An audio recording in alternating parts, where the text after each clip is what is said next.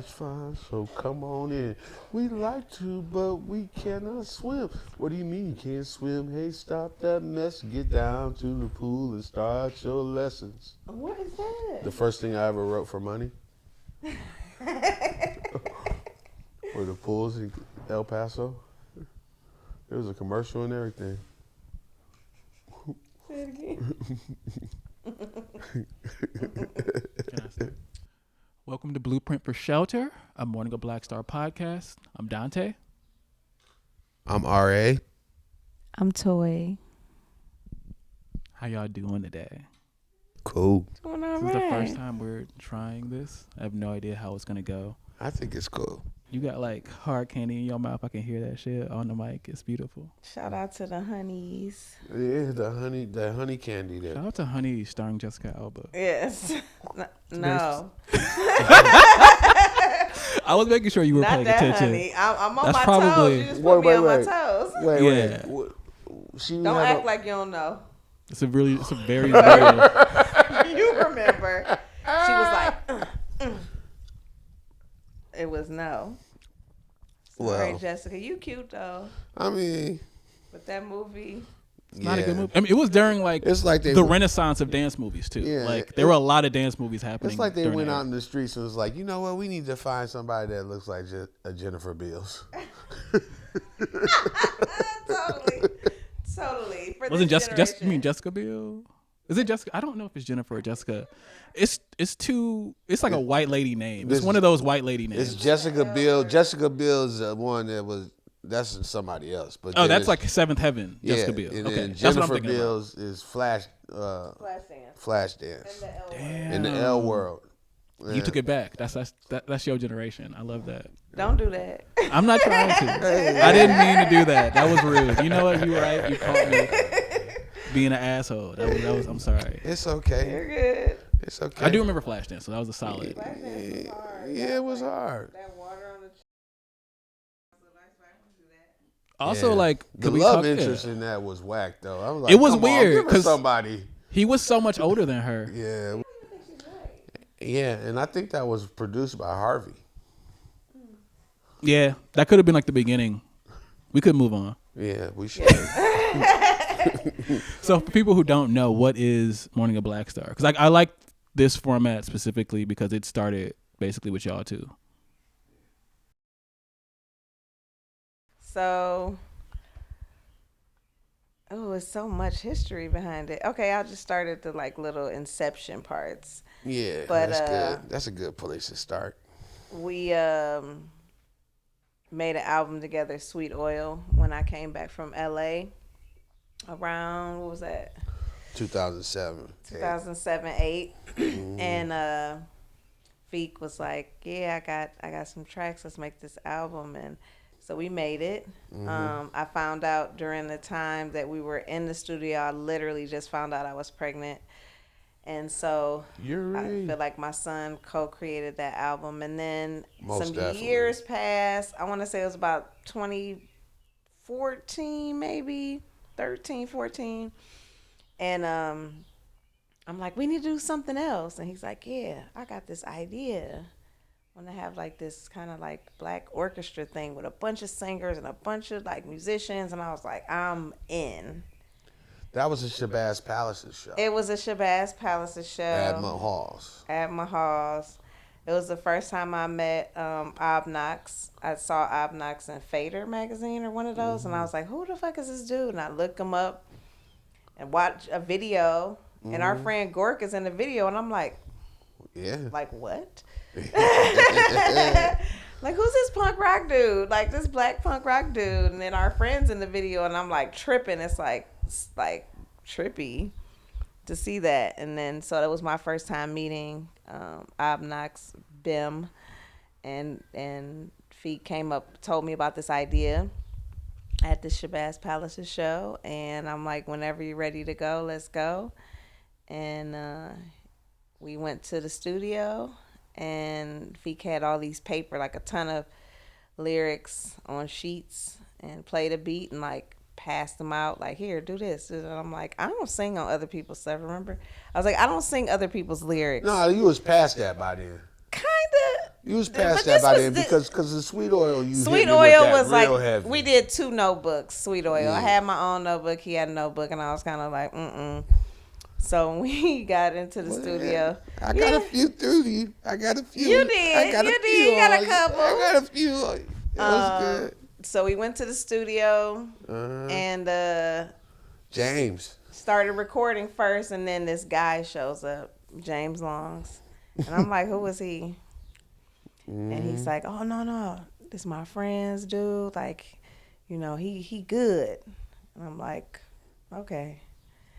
And so we start singing together, just harmonies on point. And I've, never been really a person who had to harmonize with anybody else. I was doing my own solo thing, and it just clicked. So the studio session was beautiful. So most of the songs that are on Black Music, our first album, are from that session. And then he calls me like, hey, me and James were talking, and what if we made this like a group? And I'm like, I'm in. What we gonna call it?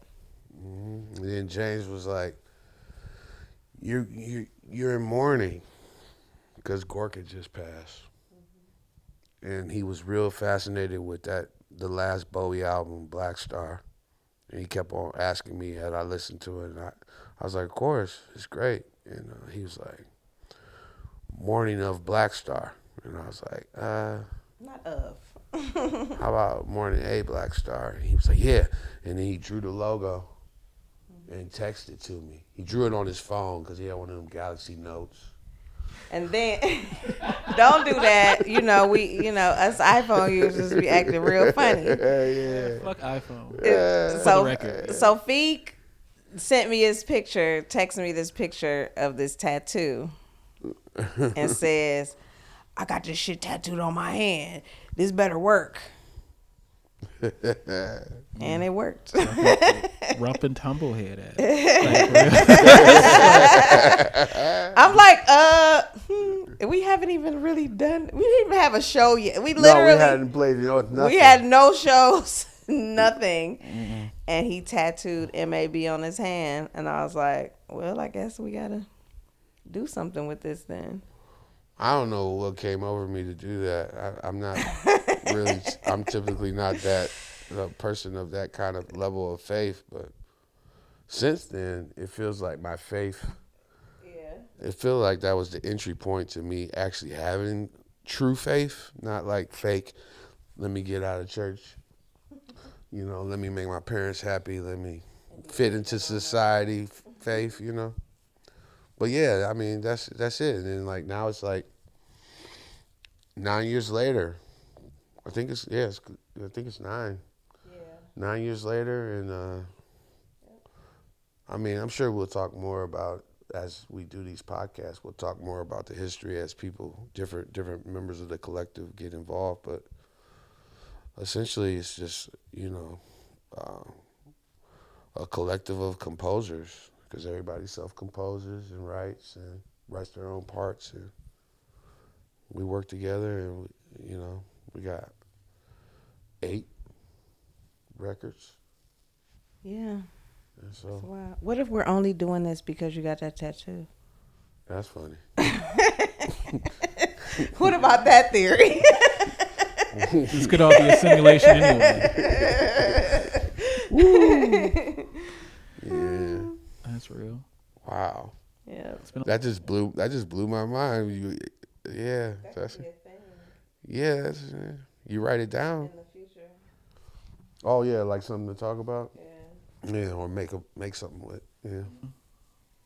So, but y'all have known each other since y'all were in high school, and apparently you was acting real light skinned, is what I heard. Oh my from God, the I am situation. so brown skinned, but so Yeah. we went to it was considered like a suburban public school, but in hindsight it was very like an artsy school, kind of like middle class and upper middle class folks. For that time. Cleveland Heights For that, High yeah. School. My mom went to Heights.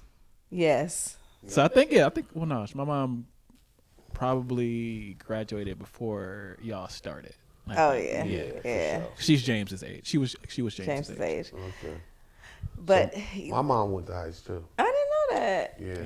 All my cousins went to Heights, but Heights was like, Heights had a specific style. If you saw a person, you knew that they went to Heights because of the way they were dressed and the way that they presented themselves. So it had a very like kind of artsy thing going on. It did. It's the truth. It sounded like it was like was it corny? Like I don't know. I can't. It tell. was like it was interesting because we laugh because when we travel, we always go to these like weird like sporting goods stores. Because Heights had a very like sporting good vibe, like you had like the Birkenstocks, but then you had like the super high Timbs and the Eddie Bauer jackets and shit, LLB, like LB, khakis. yeah.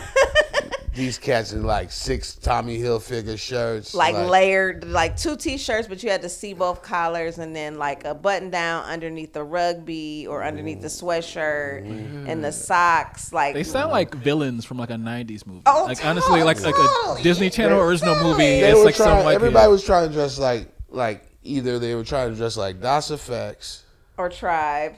or Fushnikins.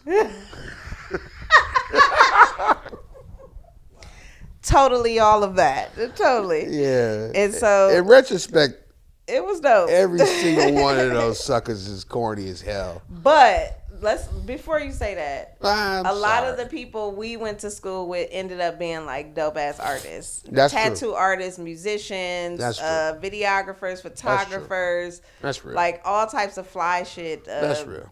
I was just coming from El Paso, and my mama didn't have it like that. We weren't wealthy, and we were using our aunt, my aunt's address, and she was a 2-city employee household, so they had a little bit of cheese, but compared to what my parents was working with out of El Paso, Texas, it was crazy. And I just showed up there in a white T-shirt. It was clean. It was a Hanes. And khakis, chinos, old school style, West Coast style, and some black Chucks. And I got eviscerated. I can't even tell you how horrible that was, yo. Like, if there was any doubt that I was going to end up being an artist, they pushed me over to the edge. Yeah. That's what, going to that school, that's what made it happen for sure. Because it was like no way I was going to be with the cool kids. It was a done deal. Like, I remember Van Ward, remember him? Yes. I had English with his girlfriend, and I had said, like, I had spoken to her, and she was nice. She was one of those polite ladies. You know what I mean? Shout out to the polite ladies. I wasn't hitting on her at all. I just was like, she's in my class. I was trying to meet people. It was my first day. My cousin is in band, and he's acting like he don't even know me. He's like, yo, you know how hard this is about to be for me? You got to get your style up, bro. He was like, yo, I'm in marching band, so I ain't about to rep for you, cat. So I was on my own. And that guy saw me talking to his girl, and he's like, hey, nigga. And I turned around and like, hello. And then I caught 2 to the face, like, bah, bah, quick, and laid down. I was knocked out. And then all the kids were laughing. And that was like my whole first year, was that I got knocked out by the star football player. Yeah, he was the star football player. But also, like, I fucked his car up, though, a couple of days later. There we go.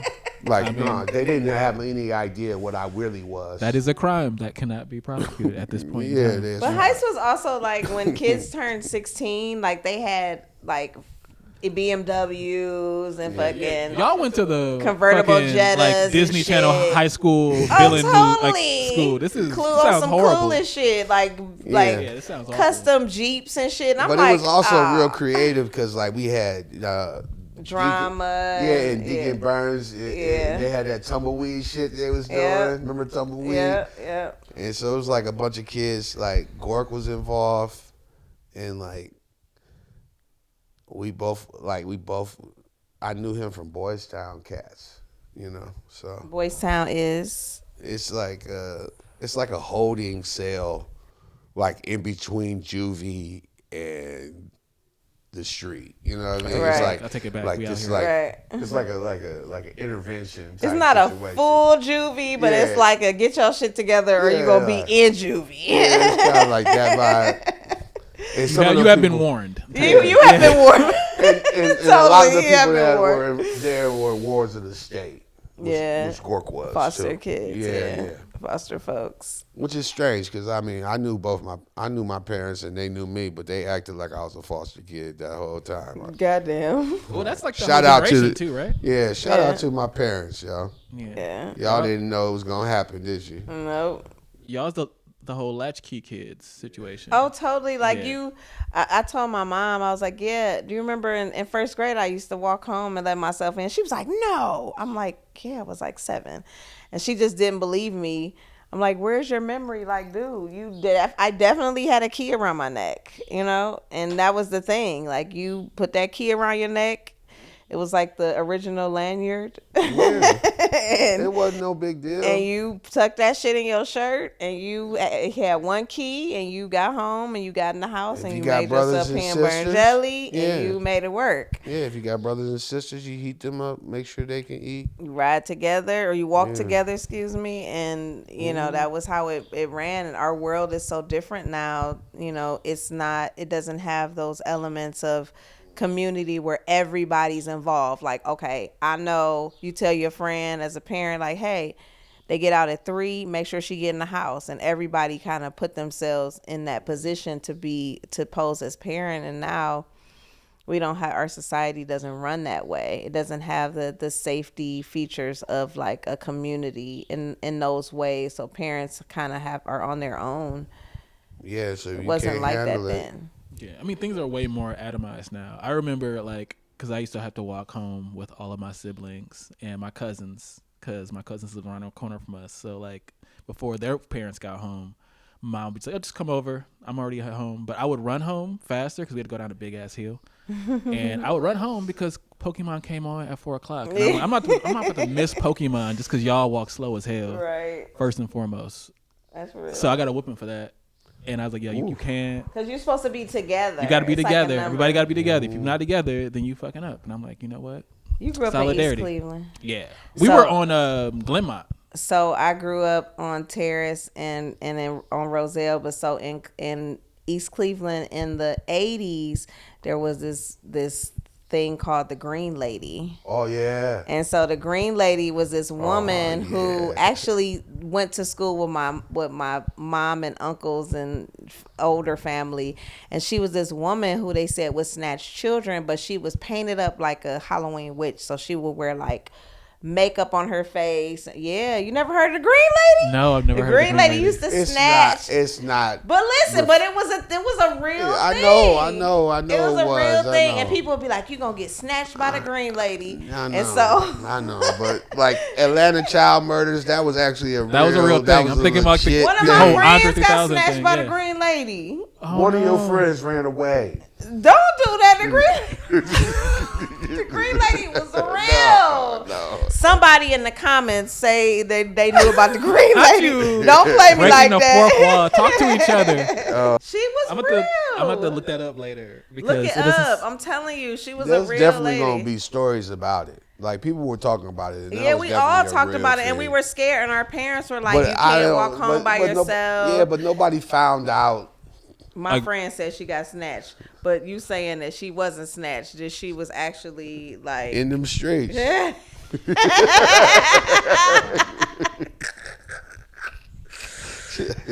she was outside. She was outside. fully outside. fully Wow. outside. Yeah, so that was high school. And then the next time I saw Toya was I had a couple of friends in town. I had some homies that were like chess champions or something at their college, and they were like from Toronto. I can't remember what the situation was, but I had these chess buddies that we would play online. It was like early online chess. And so they came to visit me, and I took them to see you play at Euclid Tavern. Oh yeah, I was wild around that time. Yeah, and I didn't know Toya was playing. Like we just went to a Euclid Tavern show. I wanted them to see the music scene a little bit. And so I remember the ticket was $5, and I ended up paying for like 4 people. So I was like, I was 19. 20 I was like, bones. woo, this is a little bit past what's gonna happen tomorrow. You know what I mean? I'm gonna need some Newports tomorrow. So we go in there, and then this band is rocking out. It's packed in there too. It was stoked. It was packed in there, and I look. I'm like, There's nothing left. Is that LaToya? There's nothing on the TV. And you was up there. I used to wrap my wrist. I used to wrap my wrists in what's the silver tape called? Electrical tape. Yeah. I used to wrap my wrists in electrical tape, and the band was called Clear because this was like the Mourning of BLKstar says we're non-genre conforming, but I didn't have that language at that time. And so the band had like a lot of different like musical elements, so I named the band Clear. Yeah. And it was like a rock, trippy, soul-y thing. I was like listening to Lenny Kravitz and Jimi Hendrix and shit, and so in Parliament, you sounded a little bit like Terrence Trent D'Arby's second record. I can see that. I can totally that band sounded like that. I can see that. Which is a great record. That record is amazing. Like Terrence Trent D'Arby, like I don't know what they named themselves now, but I can't pronounce it. Terrence Trent D'Arby was dope as fuck. Yeah, but that Violator record, you thought everybody's like wishing well. That Violator shit was next level, y'all. Yeah, that's wild because like he kind of like things died down a little bit on the pop tip for them, but he kind of like continued to do like a lot of lower level sub indie kind of type stuff. Yeah, but those records are gorgeous, especially that Violator. That was like the last of that major label deal, and the money that he got from the Wishing Well. Yeah, he went in. He still is performing and looks fucking awesome. Amazing. He looks great. Yeah, he looks really good. He's got a family and everything. Yeah, hire us for your next tour. Yes. Terrence Trent D'Arby, shout out. Yo, link up, please. Yeah, much love to my homie Paloma who put me on to that Violator record. I remember just sitting there like, oh my God, what are you playing? It was a different vibe back then too. Specifically, I remember like, cause my mom like every Friday, cause we lived on Glenmont near Coventry back when it was a record exchange. Oh yeah. And then every Friday she'd get paid from babysitting, and then she would get us like one cheap game, and like she would buy like one CD or like tape for herself.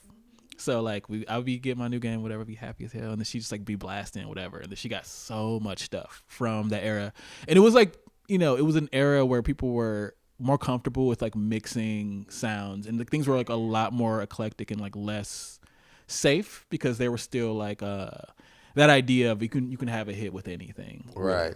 You never know what's going to so like it. I would have Lenny Through the House. I would have like a bunch of like late new wave Tears for Fears records or whoever yeah, that was good. Your mom has great taste, though. Dude, like I still dance like that. My the first two vinyls I remember her having were like Songs from the Big Chair and Hotter Than July by Stevie Wonder. Yeah, like, those were my first two there records. Then the first two CDs she bought, because I remember because I got Kirby in Dreamland, and she had got she got 3 Feet High and Rising by De La Soul. Oh yeah. I literally had so many of those tapes that I had like when that came out. Yeah, you would I just probably keep had buying like a it. good 4 because I used to pop them. I listened to it so fucking much. I'm like, these skits. are my people. Yeah. Skits were weird. The skits were De La weird. Orgy was weird. I'm like, yo, I am 5. Like, me. chill the hell out. The skits, but the De La Soul is Dead record is what got me.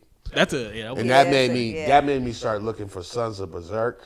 Oh yeah. Because they had a line in there where they referenced the old Bomb Squad cats. I mean, the Hit Squad. Yeah, I think it was Bomb Squad. Yeah. Bomb Squad cats. And somebody said something about Hank Shockley. I don't remember if it's Trugoy. It said something in his lyric about Hank Shockley. And I was like, Hank Shockley. And started looking. That's when I got into Public Enemy. I love Public I got Enemy. into Public Enemy from listening to De La Soul is Dead. Wow. And then I found Sons of Berserk, and that was it. after that, it was like, oh. That era just had so much like dope ass music. Yeah. Tricky.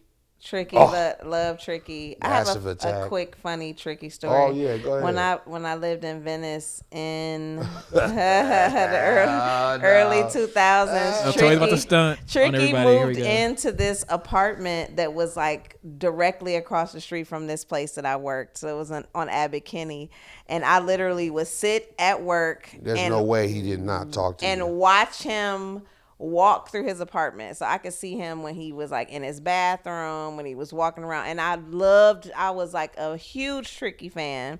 Had been a Tricky fan since they came out. Shout out to Mozzie. Mozzie used to play there was this club in Cleveland called the Brillo Pad, and he would bring in all this like international like dope ass music. So first time I heard Tricky and Massive Attack and Portishead was through Mozzie. And so I had been. You play the records a little bit sped up. Yeah, and I would literally stand next to him with my notebook, like, "Who is this?" And he would smile, and I'd be like, "Who is it? Tell me."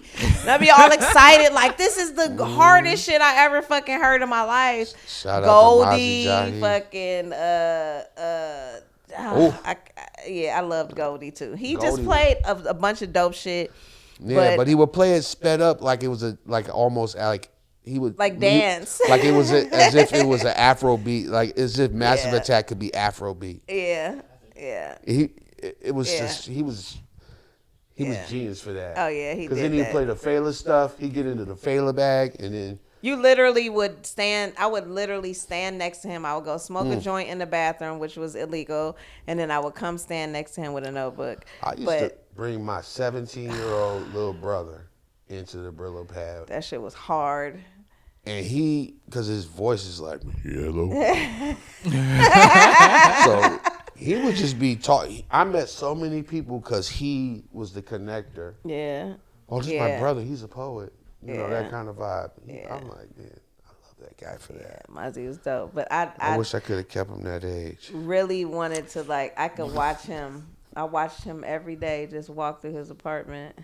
All Tricky, did he ever talk to you? No, so I never met him in person, like when he lived in fell in love Tremont. with your But ass. I used to pull up in front of his apartment and like blast my own music. Like, can he hear it? You did? I sure did. I love that On you can tell on us cassette. that. That's great. That's amazing. Talk about a hustler's lament. Talking about a hustler's limit. Yeah, Oh Lord. Oh. Beautiful. Yeah. How's everyone's spirit this week? I know we had a pretty busy one. We're playing with Kaboom soon. We talk about that for a little bit. Yeah, we should. So we were in Pordenone. Pordenone. Pordenone. So Pordenone was It's the one that was probably the pronounced something 1,000-something year old church, right? Yeah, something like that. I can't pronounce any of the names. I know. I mean, I said some wild shit. We were in tour. Milan, and we get on stage, and he like, Mulan. We were like, we all turned around and looked at him like, no, this is not a Disney princess.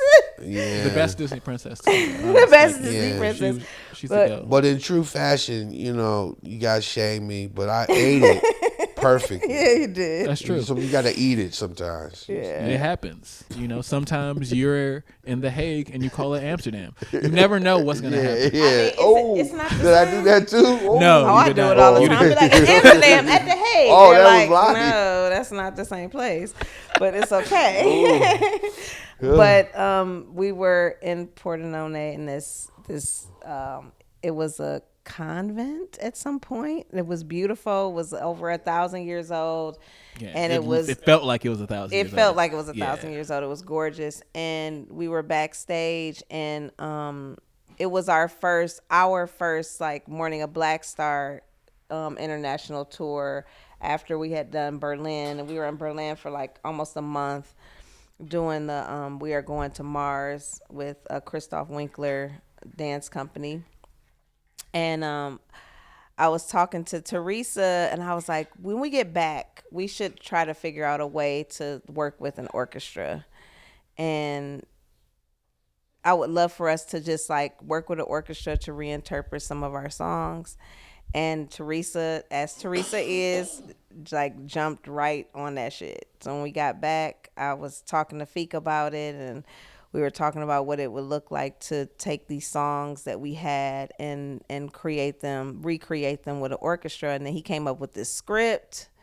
What would it be like if we took our songs and made like a storyline connected to what it would be like if we were in the year 2054 and the youth were taking over the world and using their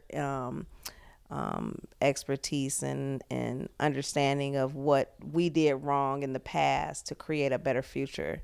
And I was like, damn, I don't think about that part. And he came up with this beautiful script and took the songs that we already had and made them into a story that would tell how it started and how it was going to move into this new world. And then it just grew its own legs. We had a show at the Cleveland Museum of Arts because we won the Cleveland Arts Prize, and Kaboom was present, playing at the same time we were playing, and Teresa suggested them. She already had a relationship with them, and they were like, yes. And I was like, oh my God, it's going to happen. It's going to happen. And so we've been recording, not recording, but practicing with them and doing a little bit of recording. And we're going to have a show with them on May 31st. Friday. So we're Friday, May 31st, and we're super stoked. Life Center. Yep. Yeah. Baldwin Wallace. And we it'll be a 35 piece Yeah, all together, something pieces. Like that. Plus us, so it's like 41 up there. Yeah. Yes, this will be out by then. I hope this will definitely be out. And it's a dream come true for us because we're old, we're old school Portishead fans, and when Portishead played that New York show, like I remember. Ooh. Being like watching that and feeling like my stomach drop and feeling goosebumps on my arms and feeling like just listening to Beth sing and listening to like how this orchestra like brought this music to life in a completely different way than it was on the records. But of course the records are dope. But like it just to see how they integrated everything and to see some of the processes for them to play live. Oh my God. It was one of the few times that they had actually shown, if you weren't at their concerts, no, you didn't know how they played live. No. Or how they pulled it off. No. Those records are chock full of everything. And I never saw Portishead, but I did see Massive Attack at the Hollywood Bowl. And to see how you take tracks, use beats, and then bring instrumentation connected to it, to bring the sound, and it is very connected to how Mourning a BLKstar makes music. And so to see Portishead have that kind of same dynamic and to see them use an orchestra, but it like enhanced the sound. Like, I mean, a lot of people will be like, oh, I'm on an award show and I got an orchestra, and it'd be kind of whack. You'd be like, okay, I get it, but like it's not enhancing what you do. It's just kind of like, yeah, like, yeah, no. like but warm milk it. So the way that Kaboom has, oh my, I'm so excited. It's gonna be recorded visually and we'll have audio as well. So I'm super excited about that. It's definitely like a dream come true for sure. Yeah, for sure. You gave up a lot of information to answer that one, that little bit. That was a lot. Good. I'm gonna edit a lot. I'm sorry. It's gonna be hilarious. I'm gonna cut around. We can Don't cut chop around. Me up. No, it'll be smooth. I do jump cuts. Don't play me like that. I love a jump cut. Yeah. This is part of the jump. Yeah. Oh yeah. I mean, no, I like to keep the banter in there. Yeah. Banter is what makes it feel like a human being. Yeah. Produce this. Yeah, that's very important. Isn't it wild? It's like, I mean, that's something that I think about constantly, where I'm like, me and a longtime friend, Kurt, met in gym in 2006. during dodgeball, where I made like an offhand like joke about Final Fantasy, and like, we've been like a part of each other's lives ever since that happened. And now it's like that was almost 16, 17 years ago. I just feel like with y'all too, it's wild that like, you know, you was on light skin behavior time. Wow. In high school, like 2 decades ago. And oh my God. now you two are making music together that's being played by a youth orchestra. That's like a wild thing to conceptualize. One of the things Feeq was asking me earlier what it felt like to be a mother. And one of the things I said was that it took me away from being selfish. And I don't have, he's my only friend from high school. My longest friend that I have a relationship with. And there was a point where after I had my son that I made like a real commitment to him in a way that made me want to keep him present in my life. And I never really made that commitment to a person. I didn't know how to make that type of commitment to a person. So with me having a son, it showed me that this was like a forever thing. And I'm like, okay, who would I like to live the rest of this life with outside of my like blood family relatives who I'm very close to? And so we both made a solid commitment to be present in each other's lives. And it's been a road. It's been a road. So learning how to love someone and be present for them and move through life with them in a specific type of way is like a true love, you know? And we have that thing where we're like brother and sister, like deeply brother and sister. But as collaborators, we get to like really fly and soar with each other because we trust each other. And musically, I never had that type of trust for other people. I'm like, no, I'm doing this. This is my thing.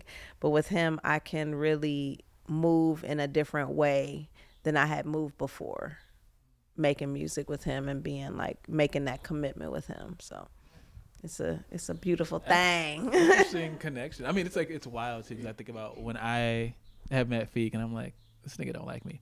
But mainly, it was that kind of vibe for a while. But also how like that love has expanded and me being weird and neurospicy being like, I remember how I first met everybody. Like, everybody. I think I met you and Feeq the same year. I met you outside of Phoenix Coffee with Red Stripe. That's great. When I met Saul Williams, because Saul Williams was outside with Red Stripe preparing for a show. I think it was right after his show at Mocha Cleveland. And then he had the show at Grog Shop. Exactly. And I was going to that show, but I had got off work because I worked 6 to 2 back then. And I was going to get some coffee so I can go back home, rest up, and then see James Quarles, we're brothers Quarles, at the show later. And I see fucking Saul Williams, like, God damn, that's him. Oh my God. I was just listening to Amethyst Rockstar. And I was like, okay, let me go. I know Red Stripe. Let me just like slide in. And then Red Stripe sees you from across the street and yells my name. Yes. Come over here, sister. And like, come spread your lovely. I don't know. He was saying something about that. I was listening to Cherry Bomb, and I was like very like unimpressed. Like I had seen, I love Saul, and I saw him every time he comes to Cleveland. I see him, and I used to see him at the farmers market in LA all the time when his son was little. And he's like, I still have my headphones on, and Red Stripe went to school with us too.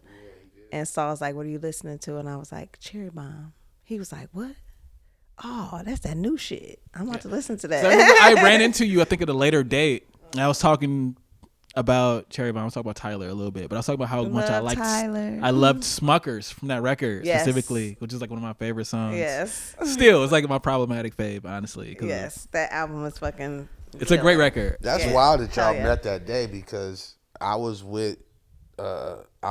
teaching in residence at the School of the Arts. Oh, and Kantar brought Saul to room. Did you play that show? Yeah, I played it. You opened? I opened that show, yeah. You did. Sure did. Sure did. Wow. See, look, we made, a pact was made that night. I remember that. Yeah. Interesting. Yeah, what was the DJ's name? Kidtronics. So, the crazy thing was that every time Saul came to town, I would go to the shows. Every single one. My first time going to New York, I went to New Eurekan Cafe, and it was the night that Saul won the Apollo doing Amethyst Rocks. And this was like when we both were in separate poetry groups, and so I was big on my poetry shit, and saw him there. So ever since I saw him there, which was in the 90s, I just always had loved Saul. And so I would go to the shows, and then Saul would go in the back, and me and Kidtronics would hang out like we were friends, you know? And then every time they come back, we'd be like, and we literally would just hang out, and then he would DJ, and he would play shit, and I would hang out like we were friends, like for real. Because Saul came through Cleveland pretty frequently for some years, you know? Shout out to Kathy. She always threw me on that one. She like, oh, you a poet? Here you go. He with this other poetry dude.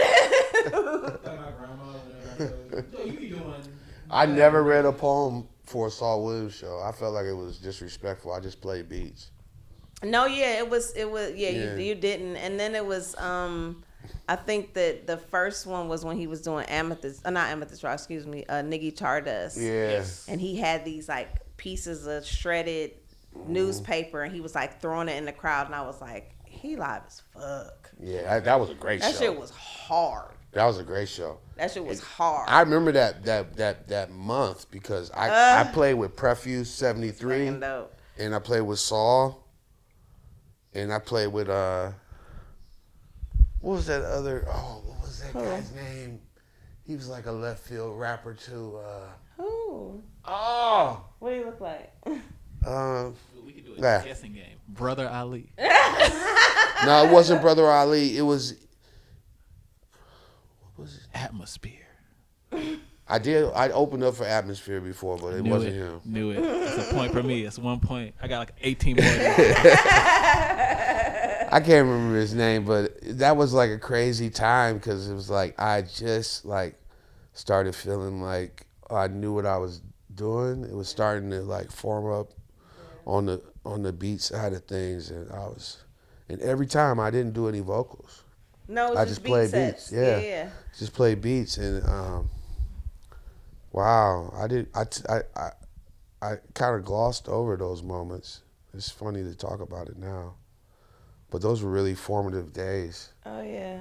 And you would play always side stage, which I thought was fucking hilarious because every stage that you would play on, instead of being in the center, which most people are like, oh, I'm gonna sit in the center stage, he would always play to the side of the stage, all the way to the like far left side, so you almost didn't see you completely. But then that shit was hard. I wanted to like erase what I had been hearing. The reputation of the Cleveland people was like that they had some kind of like issue opening for these people, or like there was some kind of friction, and I wanted to like prove that like, hey, we were all making art, and I respect you, and this is your show, and I appreciate it, and I'm gonna service the show, so I'm not gonna play on stage. And like now I think about it, I'm like, that was dope choice. Oh yeah. But my gut was telling me like, there's something about the way this is going. Like, I don't want to bring that animosity to it because I'm a fan. I want to come see you. I'm do stoked your thing to be too. here doing this. Yeah, this is cool. Like, not everybody gets to do what I'm doing. Yeah, exactly. You know, so that's how I felt about it. That's how I felt when we opened for Frida. Is that how you say Big it? Frida? Big Frida. Yeah, that was fun. Yeah, that was fun. I took my mom. all the dancers were like booty cheeks out, and my mom was like literally on the side of the stage, like she's like, that was so much fun. I'm like, yeah, really, really was. Getting turned. We see you. That shit was hard. They just did an orchestra thing. Really? Yeah. What? I saw clips. It was crazy. I gotta see that. Yeah, it was like, woo. That'll be my entertainment. I don't know if tonight. I think I saw a clip of them practicing for the premiere of it. Such a dope person, such a sweetheart, like so it was humble so nice and to so us. down to earth, and everybody that was present was just, they were just so, They felt like family. They were really fucking dope. I don't think we've ever had a problem with anybody that we opened up for or toured with, or we've always been like. Yeah, but I think a big part of that is like we have a band rule that we make sure that we're present and watch the other bands. That it's not just like we show up out the back like we're here to do our show. Like we really, stand in the crowd, we hang out, we introduce ourselves, and we've made so many beautiful connections. Like a lot of the things that a lot of our accomplishments have come from relationships from people that we've played with. Some of our contracts and our shows and our travels and tours have been connected to just having, some beautiful camaraderie with some of the artists that we've performed with. Future episode.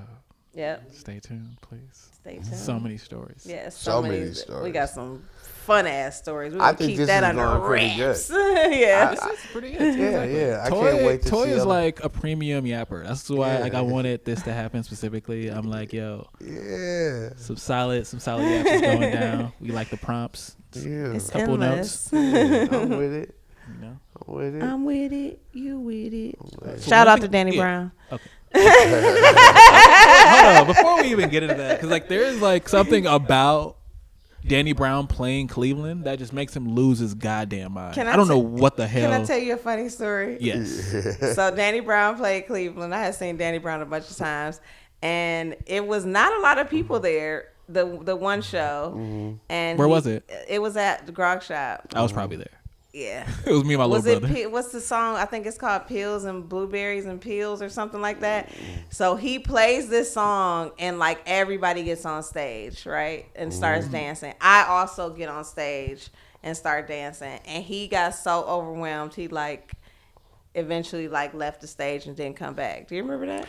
I don't remember that one. I think because I saw him. It got wild up in there. It was turned up, and it was so loud. Like the music was bumping. It was so much fucking fun. Because I was probably too faded. I was getting fucked up back then, so I don't remember what happened at the end of that show.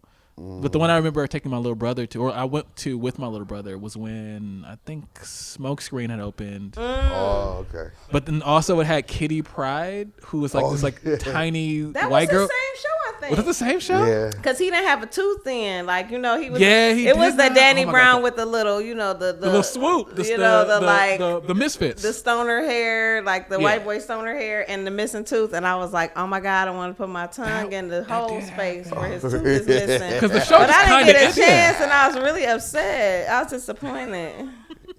The show just kind of ended. I don't remember how it ended either. Gums. Jesus Christ. I love you for that. That's we got to put that in. Now he That's got a hilarious. tooth. That's hilarious. I want to taste a nigga. We can tag him and like, Yeah, that's hard. yeah, like That's what's hard. good? I'm sorry.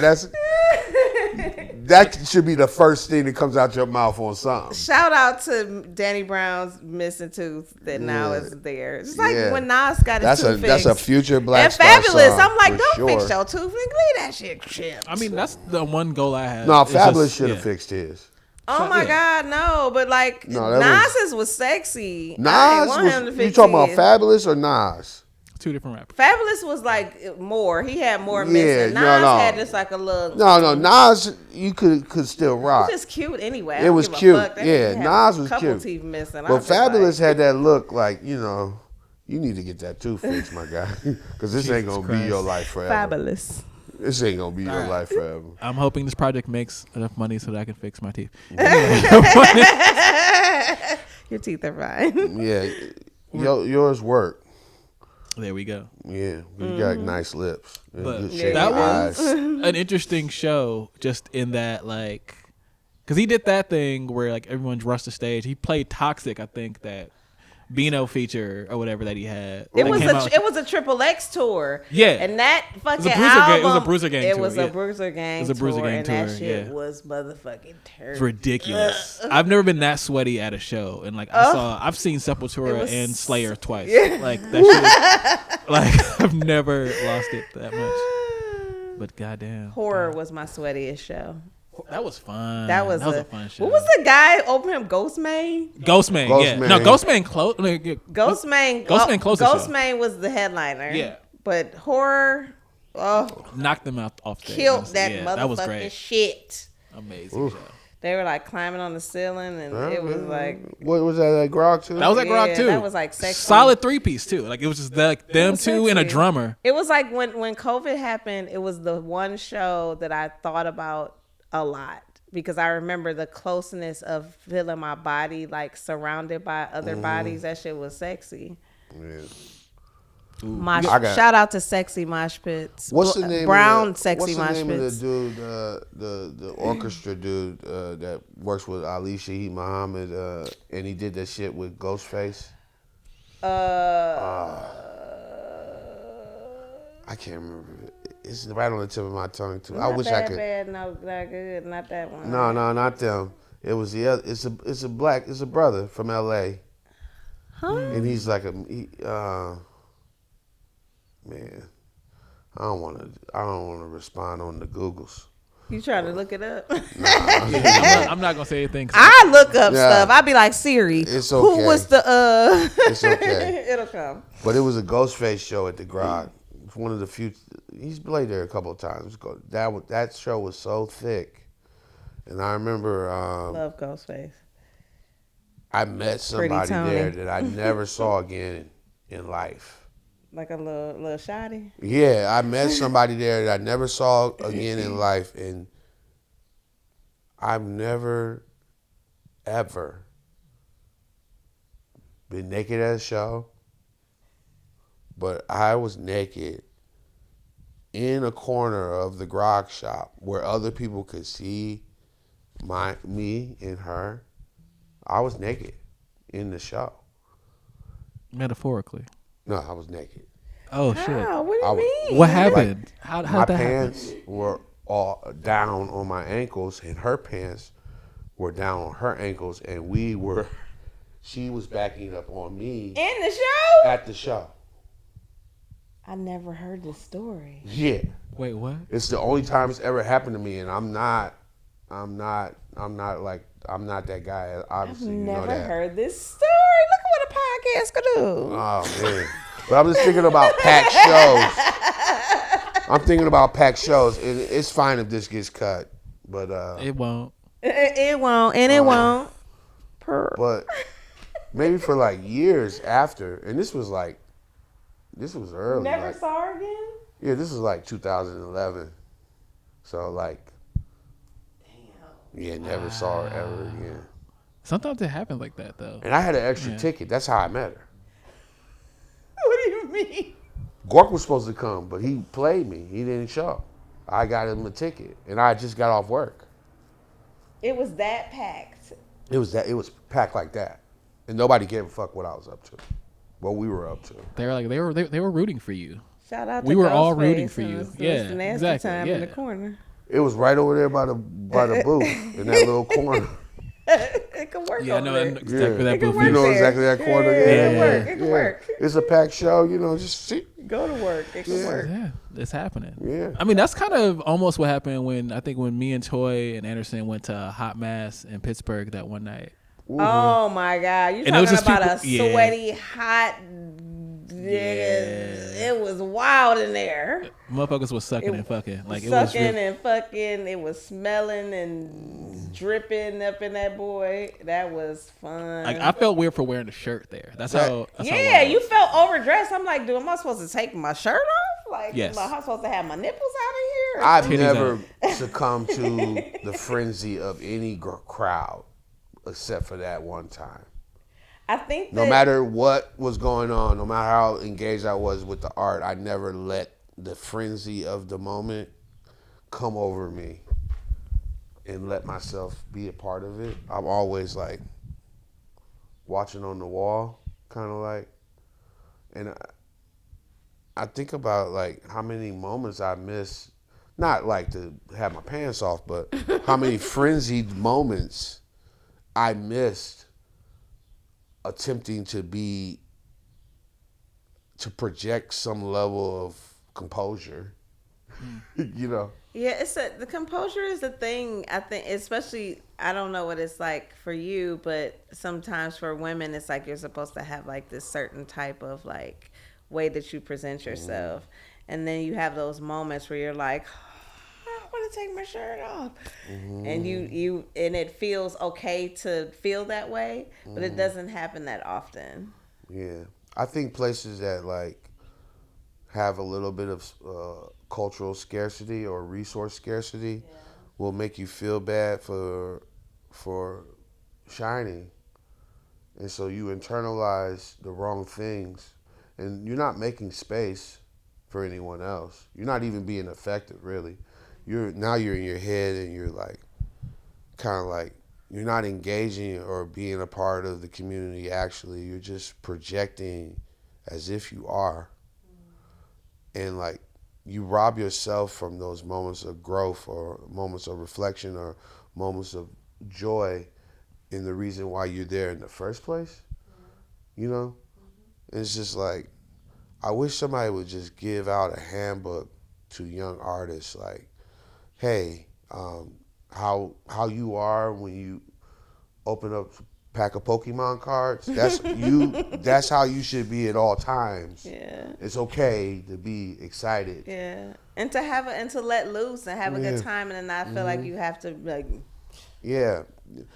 Like, in order to be a part of a thing, you have to project some ancient, very Western, very like male persona. Like, if you're a writer, this is what writers are. This is how they are. And it's just like, man, you have to box yourself. Cringe-worthy, corny shit going on. But I'm so glad That's some Drake shit. to be. Yeah, totally. I'm so glad to be this age. Shout out to BBL. Yeah. Drizzy. I mean, I'm not shaming anybody for getting a BBL. If you want to modify your body, go ahead and do your thing. You know, Isaac Hayes said it best. You got to do your thing. There it is. Yeah, I fuck with that though. That's real, and it's important. Like, I don't know. I'm always thinking about like people my age get too cerebral with how like whether they are or not present in the moment or whatever. But also everyone my age has anxiety. So there's that. And they're always like kind of taking themselves out of the moment, like dissecting how they're behaving in reaction to everyone else. It's that way of like looking around like, okay, I'm doing this. Let me see, is there anybody? Yeah. And then also like being in that place where you don't give a fuck if somebody's watching. Yeah. Well, people aren't in spaces that they feel like they feel are holding them. And what I love about like live music is that I've been in situations, I've been in rooms, I've been at shows where like I feel like this music, this crowd, these groups of people, we're all like in love with this experience that's happening right in front of us, and this is holding all of us at the same time. And like that leads into like a transcendental experience where people are experiencing something that like you're just like a small piece of like the mycelium network of how this operates, and like this is something that exists in a snapshot of time that you'll never get back, and you can just internalize that and just be there and be present for it without having to like think of any external factors that might come in. And that's what live music has always been for me, when it's like when shit's hitting, when it's like really going well, when things are be it the shows that I'm playing or like I'm seeing someone else, and it could be like even me just like looking at Lee Baines just like say a 5-minute monologue before playing a song, and then just seeing him like just get into it.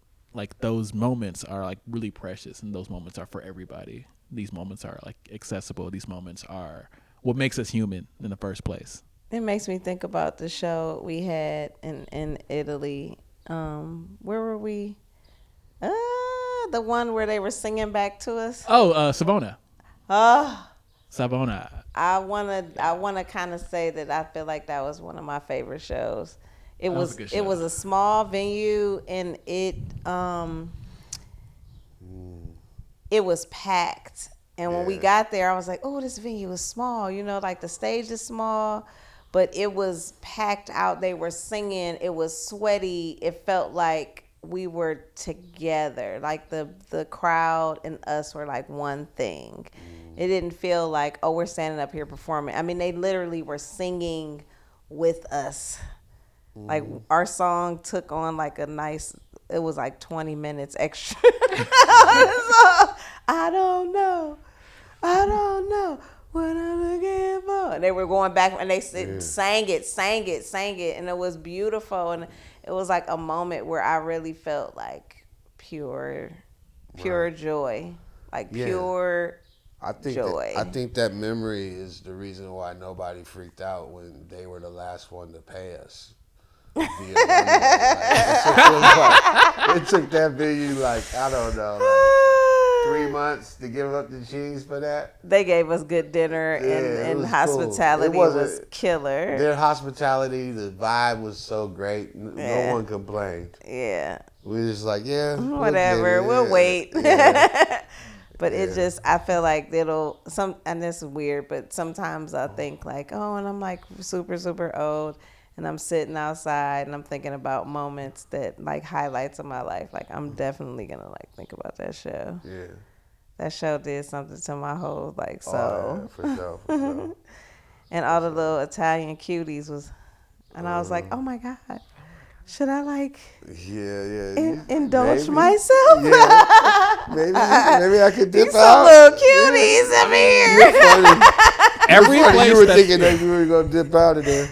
Yeah, every place in Italy that is not Milan is full of very nice, beautiful people. We'll save our Milan stories for another day. Yeah, because there's some ones. But you know, like I like how we operate on tour. Like, there ain't no fuck shit going on. It's like we are there for a purpose, and it feels like almost like not necessarily religious, but it feels very spiritual, and it feels like we're missionary workers sometimes. Yeah, we take care of each other. We're like, okay, let's make sure you're safe. Where are you going? Are you okay? I know that's like a charged definition with that missionary worker, but it feels like we're on mission. Like we're in our purpose. Let me say it like that. Totally. It feels like we're in our purpose, and like there's no shenanigans. There's no egos running rampant.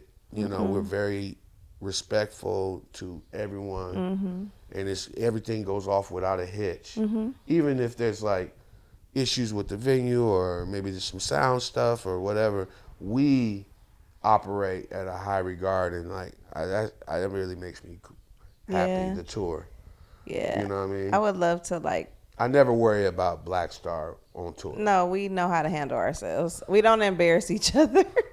It's good. I've been in other outfits where it's like, and I've been, baby girl, what is you doing? Baby girl, what is you doing? Literally. We don't have that part. James Blake discourse. I think so. Come on, we got to do it a little bit. It's like it's a multi-pronged discussion. Okay. Where I feel like James is like lamenting, first off, the fact that things are consolidated through streaming companies, which I think we can all agree with is fucked up. Mainly because it exploits the worker, which is the artist and the people that the artist has to pay to get stuff done. But then also second, he was like lamenting the fact that like you have to exist on all these other platforms that are not music related, where you have to do your promo through TikTok, through Instagram, through all these other avenues, while people are still like paying less to access what you're doing. Yeah. And I guess the core of what he was saying is like, if you want this level of music, then you're gonna have to pay a lot more for it, or go fuck yourself. Which I have some feels about it. I don't know a lot about that, and so like I'm listening kind of for the first time. You showed me the clip of the homie breaking it down, and I appreciated that because I didn't know about that. I said it's a toy too. She just didn't watch it on TikTok. Yeah, well, you done. I'm sorry. We send each other all types of trash shit too. Yeah, but you be not watching stuff we seen. I do watch, but sometimes like, bruh. I mean, we're like a 7-piece band that we send each other funny shit all the time. I know, but like, hey, it's what it is. That's how it is. I just missed that particular one. Nah, it's cool. I mean, sometimes you're busy. It's cool. You gotta get back to it. But the thing is, people like to put off a correspondence for later when it's more convenient. when you could just answer it right then, in the moment, and it's done. And then you're a consistent person that they're communicating with. And then they can always rely on you to be consistently communicating. You know, that's it. You know, you don't have to do. Still didn't tell me about what the No, but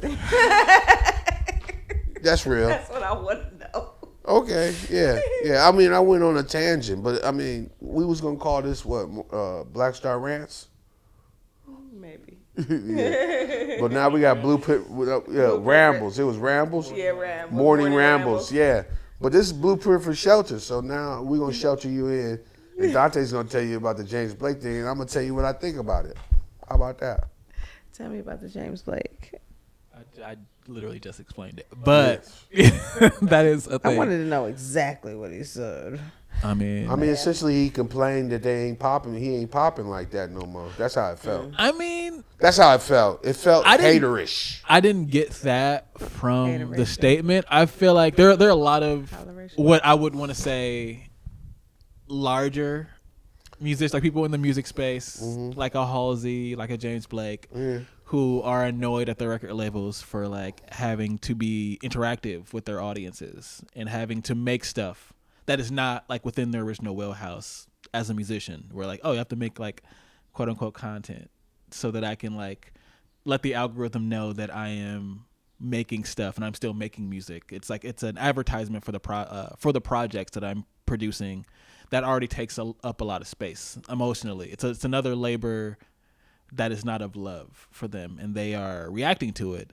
But my problem with that is that these are artists who are from a different time, really, where like you already have tracks with Travis Scott, you already have records with, you know, you've had Frank Ocean at your house or whatever. You have clout, you have accessibility, like access to these pipelines that a lot of like, gonna look for you. Yeah, a lot of artists like us like don't necessarily have. So when I see like people like Halsey or whatever, who I respect and like, I like that you want to keep your artistic expression pure and free of like the advertising and the other work that other people have to do for you so that people know that you're making stuff.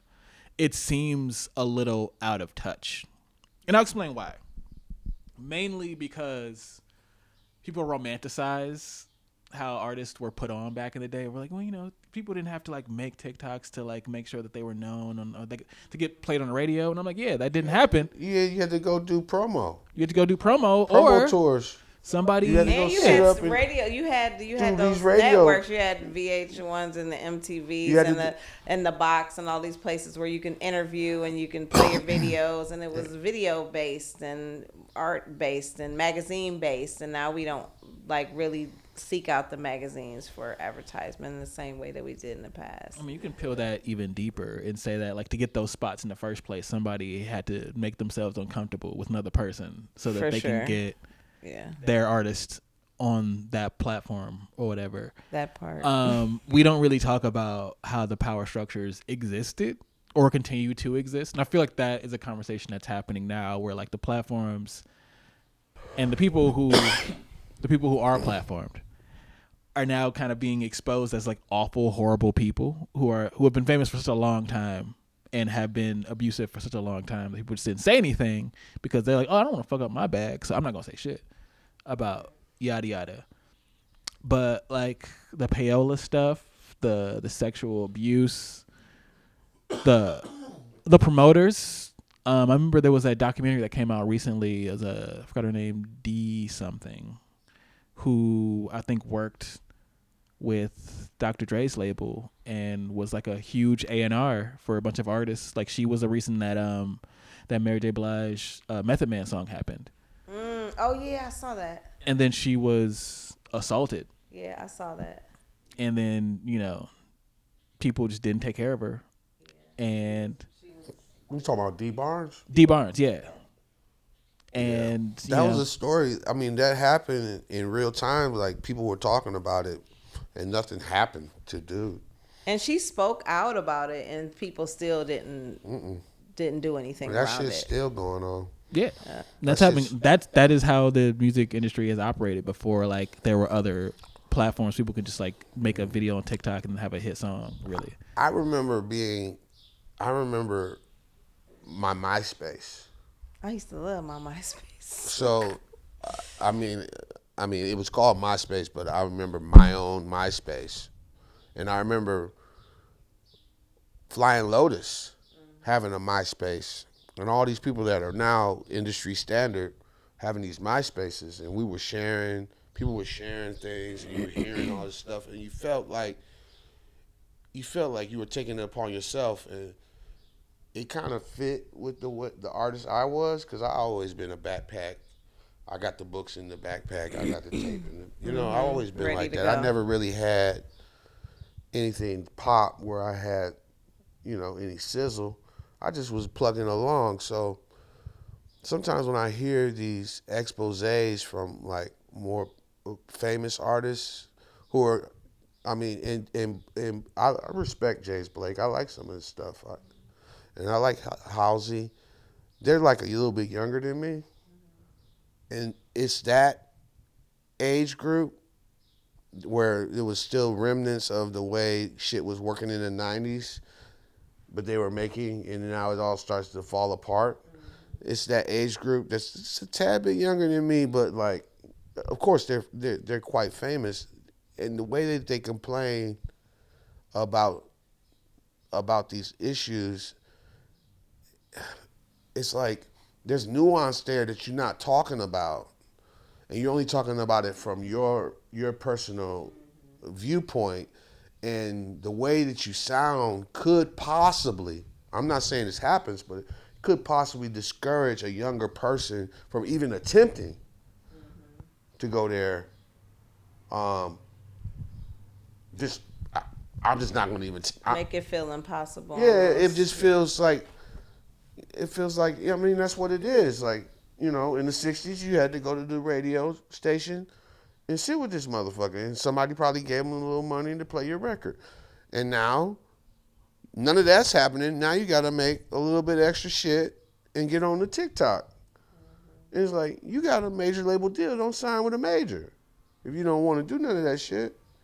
Yeah, that comes with the territory. Yeah, and now you're gonna make your own platform. Like, these cats be killing me. They're like, oh, you know what I'm gonna do? I'm gonna make my own platform for just my shit. Not people that think like me, or like, let me provide another option for other artists with my platform. No, I'm gonna make my own website where you can get my shit on a premium. Or like when Ye did that fucking like little like stem player. Like, all that shit is corny, irregardless of how talented those fuckers are and like how dope the music is. Yeah, we know you talented, we know you dope, but it's like, have you ever looked at your little cousin and just considered them ever? When you be talking and running around, like, it just feels like short-sighted. Like, you don't have to say none of that. We rock with you.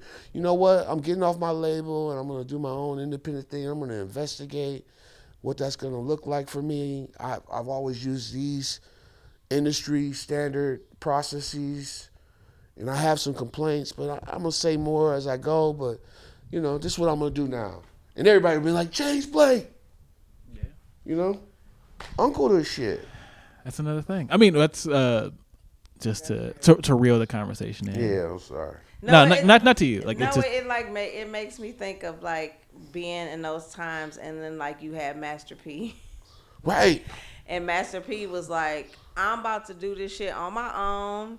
I'm about to make my own lane. I'm about to sell these records out my trunk. I'm about to make some shitty movies around it. But like, I got a crew, and they became millionaires on their own. I mean, even early Cash Money did something similar. And so that gave a little bit of hope of like, right? That gave a little bit of hope of like, oh, it's possible.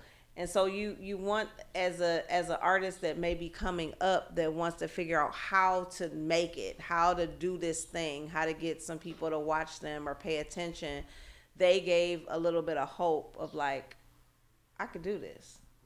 It didn't seem like it was so separate. It made it like, oh, I don't have to have a major label. I don't have to like sign my life away in order to do this thing that I'm doing. Like, I can make it and be popular and do this shit in-house. you know, I feel like even with Mourning a Black Star, one of the things that I love about being in this band is like we've done so much shit on our own. We made a way for ourselves, made our tours affordable. Everything is pretty much done in house, and we have labels that are a part of what we're doing, but we do so much of this in house. Like all of, you know, everything that we do is connected to us, and we're able to like labor within our band to make that happen. And it is very coincides with what I just said. You know? Yeah, but it's like at this point, it would be nice for to have some collaborations with outside of industry professionals that do certain things and like collaborate in that way, because the thing about DIY and like now it's kind of like almost like, I mean, a toss off, because you know what does it even mean? Because you can record in your bedroom, you can record on your phone, you can. So like, it access is at a premium. I mean, is widespread, and it's not as there's not so many gates, but there's still gatekeepers. Yeah. There's still gatekeepers, and just because like we have done things in house, and we're not complaining about having to do that. We're doing it actively, just doing our thing. It would be nice to like get collaborated with. For sure. You know what I mean? It's just strange to me. Like, I mean, there's no booking agents or agencies in the country that don't want to rock with us. Like, literally, like in this country, like literally us. And like, I mean, no cap, but I mean, when we go to these places and we play with the people that have booking agents, it's not a lag in the show. Everything's pretty even. You know, there's no, you know. I mean, yeah, but like, just to run the conversation in again, is that like I feel like both with smaller artists and with larger artists, we're like either the larger artist is complaining about like, I don't want to have to make excess hokey stuff outside of my own like broody contemporary, like how I present myself to the world type beat. And then like smaller artists are always like, well, I'm doing all that I possibly can just to show up in a space that feels antagonistic to me specifically, but you know, and Still I Rise, Maya Angelou and all that.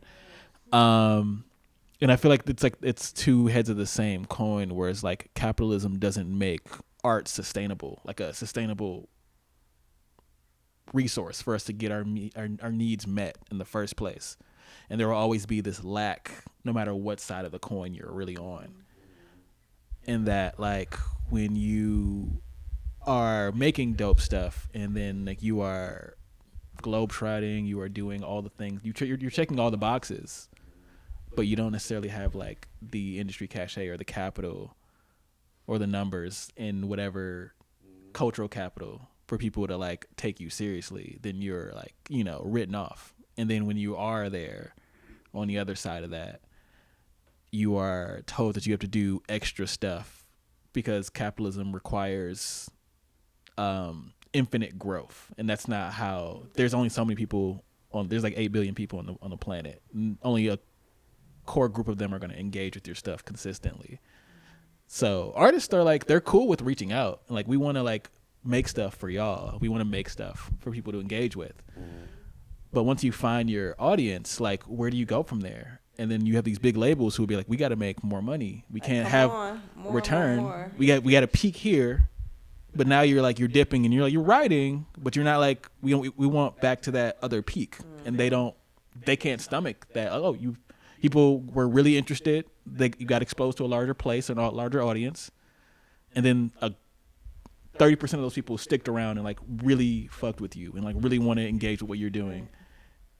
And the artist might be cool with that. Like, this like helps me buy groceries and like pay my bills or whatever. The label wants you to keep getting.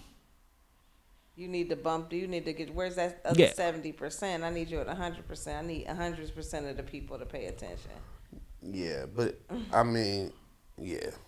But that doesn't I mean, I have less compassion for that talking point, mainly because there are like still millions of artists who can't like feed themselves. Of course. And That's the part at the that same people don't know time, about. there are millions of artists who are dying from a genocide and like choose whoever the U.S. wants to take resources from this week or whatever. And it's just not fair all around. So centering oneself just seems silly. Yeah, it's like, I mean, it's not even that big of a deal. Like today, I spent the day making handmade cassettes for our tape label, Cleveland Tapes, because we had a couple of orders.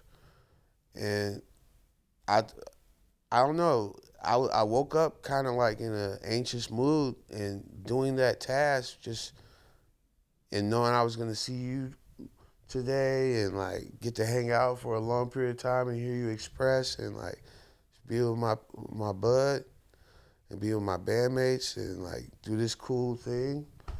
I was just in a great space doing that task, and I was like, this is cool. Like somebody went on a website, listened to our stuff, and went to our merch page and like, I want this and I want this. And now I have to make it by hand, pack it, and send it to them. That's love. And like, it's not a lot of sales. But it's love. It's love. Like, I mean, I didn't buy anything today. You know what I mean? Like, Yeah. I don't know. It's the perspective, especially with the way the world is now and like what's actually going on, and like, just state-sponsored murder and genocide everywhere. Like, I really feel fortunate, like, to even have like that kind of level of peace in my house. Yeah. And with that said, this has been Blueprint for Shelter, a Mourning a BLKstar podcast. Thank you for listening if you made it this far. Just a reminder, we are playing with Kaboom Orchestra on May 31st. Would you like to say more about that? At the Kleist Center, which is on Baldwin Wallace campus, and you can get ticket information if you go to our Instagram. It's in our link. It's also on our website. It's on our website, yeah. Kaboom times. Yeah.